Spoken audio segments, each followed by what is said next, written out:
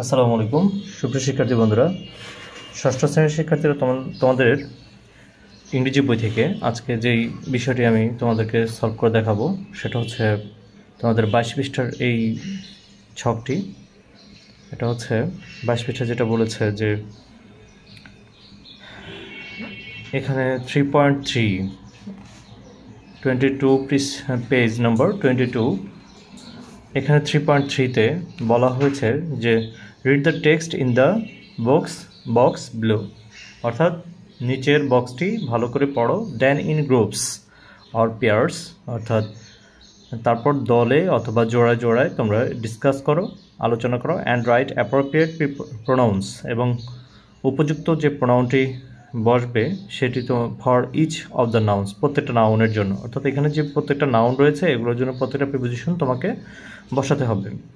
One is done for you, একটা তোমার জন্য করে দেওয়া আছে।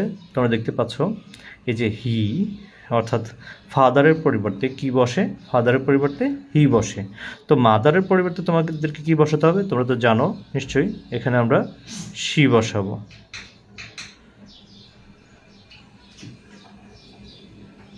শি। এরপরে হচ্ছে ফাদার অ্যান্ড মাদারের পরিবর্তে আমরা কি বসাবো? দে বসাবো, কারণ এখানে দুজন রয়েছে, এই জন্য আমরা এখানে দে বসাবো।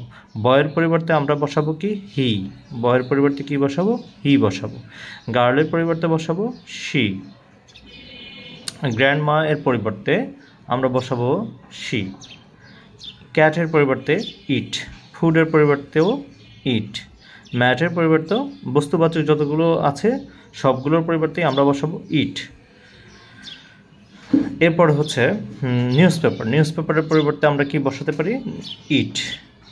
তারপর হচ্ছে বুক অ্যান্ড পেন, তাহলে এটার পরিবর্তে আমরা কি বসাতে পারি? দিস বসাতে পারি, অথবা হচ্ছে তোমার যেমন দিস, THESE, দিস। দিস কী জন্য বসালাম? কারণ হচ্ছে এটা প্লুরাল, এটার জন্য আমরা দিস বসাতে পারি, অথবা ইট বসাতে পারি, ইটও বসাতে পারি। তো এই হচ্ছে আমাদের 22 পৃষ্ঠার ছক। Word used for the name, অর্থাৎ যেই ওয়ার্ডের যে নেমের জন্য যেই প্রোনাউনগুলো ব্যবহার হয় সেই প্রোনাউনগুলোর বিস্তারিত। এর পরবর্তী পেজে আমরা চলে যাব। পরবর্তী পেজে যেমন 24 পেজে যেমন এখানে রয়েছে হাসিফ, একটি শূন্যস্থান রয়েছে, তোমরা দেখতে পাচ্ছ, এটা হচ্ছে আর্টিকেলের উপরে। Hasif is a student of class 9, তো আমরা এখানে এ বসাবো। তারপর বসাবো হি হ্যাজ এ পেট, তার একটি পোষা প্রাণী রয়েছে, নেমড মিনি। তারপরে বলেছে যে এখানে it is very gentle in nature, এটার আচরণ খুবই স্বাভাবিক এবং খুবই ভদ্র। His father works for the government, এখানে দি বসাতে হবে। And his mother is a house wife. His grandmother is an old lady. তারপর হচ্ছে শি লিভস উইথ দ্যাম, সে তাদের সাথে বসবাস করে। ইন দ্য হলিডেজ, কারণ এটা ছুটির দিনগুলোতে, অর্থাৎ হচ্ছে এটা প্লুরাল, তো তাই হচ্ছে তার পূর্বে দি বসবে। They often go to visit a new place. His family is a unique and happy one. তো আশা রেখে বুঝতে পেরেছ। তো 24 পেজের এই সলিউশনটি তোমাদেরকে করে দেখালাম। পরবর্তী পেজে যেমন হচ্ছে 26 পেজ থেকে এই যে লিস্ট অফ নাউন্স, এখানে দেখতে পাচ্ছ ফিউচার লাইস ইন প্রেজেন্ট, অর্থাৎ বর্তমানের মধ্যেই ভবিষ্যৎ নিহিত, অর্থাৎ ভবিষ্যতের অবস্থান।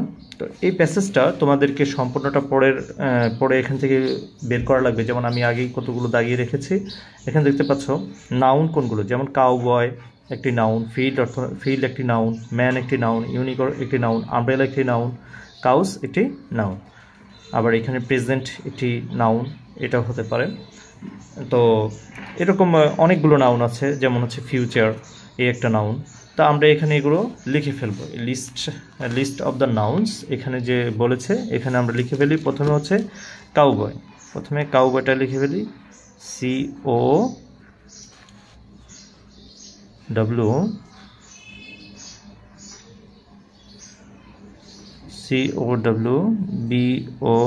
COWBOYS, কাউবয়স। এরপরে আরেকটি রয়েছে ফিল্ড, 2 নম্বরে আমরা লিখব ফিল্ড। FIELD, field. এরপরে যেটি রয়েছে সেটি হচ্ছে 3 নম্বরে আমরা যেটি লিখতে পারবো সেটা হচ্ছে ম্যান, MAN, ম্যান। এরপর 4 নম্বরে আমরা লিখব, 4 নম্বরে লিখব হচ্ছে আমব্রেলা,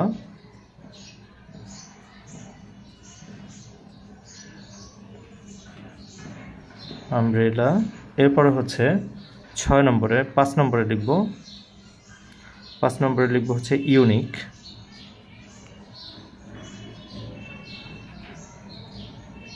ইউনিক। এরপরে আরও লিখতে পারি যেমন 6 কাউস লিখতে পারি। তা কাউসের এগুলোর এখন এখানে বলেছে যে pronounce used for the nouns, অর্থাৎ নাউনের জন্য যে প্রোনাউনগুলো ব্যবহার করা হয় সেই নাউনগুলো তোমাকে এখানে প্রোনাউনগুলো এখানে ব্যবহার করতে হবে। তো কাউবয়েসের জন্য বসে হচ্ছে হি, কাউবয়েস, কাউবয় এর জন্য কাউবয়ের জন্য বসে হচ্ছে হি, এসটা হবে না। ফিল্ডের জন্য ইট হবে, ফিল্ড যেহেতু একটা মাঠ তাই এটার জন্য ইট বসবে।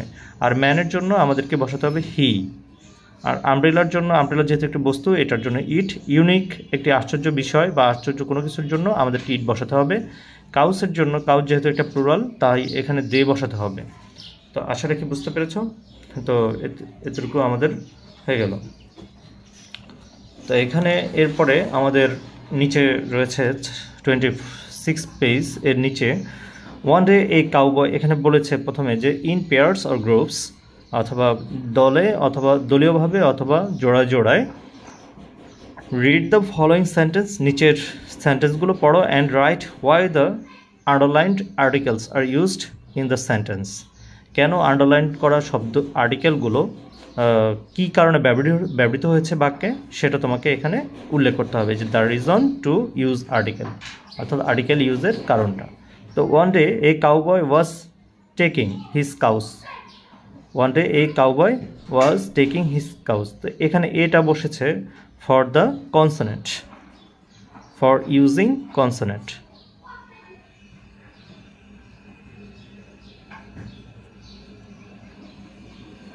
ফর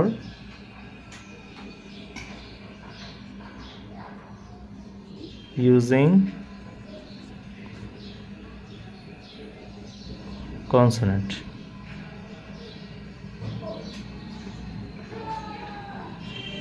তারপর হচ্ছে হি মেট অ্যান ওল্ড, এখানে ওল্ড রয়েছে, তার মানে ওল্ডের আগের শব্দটা হচ্ছে ভাওয়েল। ভাওয়েলের পূর্বে জানি আমরা তোমার হচ্ছে অ্যান বসে, তো আমরা এখানে লিখতে পারি ফর ইউজিং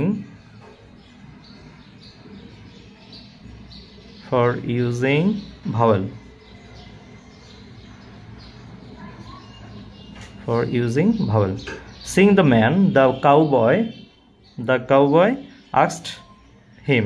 তো এখানে আসলে ছেলেটিকে, অর্থাৎ রাখাল ছেলেটিকে নির্দিষ্ট করে বলা হয়েছে, তাই এখানে দি বসেছে। তো ফর ইউজিং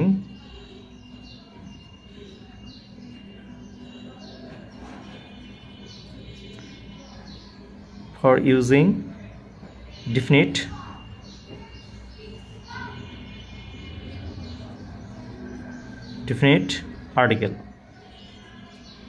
বা ডিফিনাইট আর্টিকেল, তোমরা ডিফিনাইটও বলে থাকো অনেকে।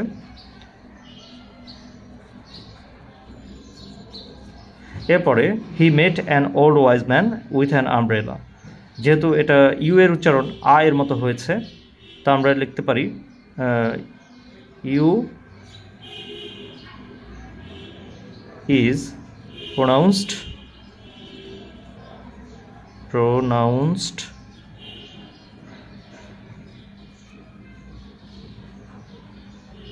U is pronounced of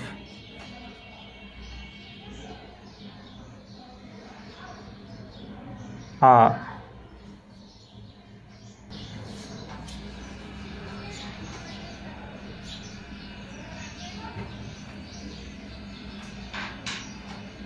or a এর মতো, অর্থাৎ আ এর মতো, pronounced of a or a। এরপর হচ্ছে হি ওয়াজ এ ইউনিক ম্যান, ইউ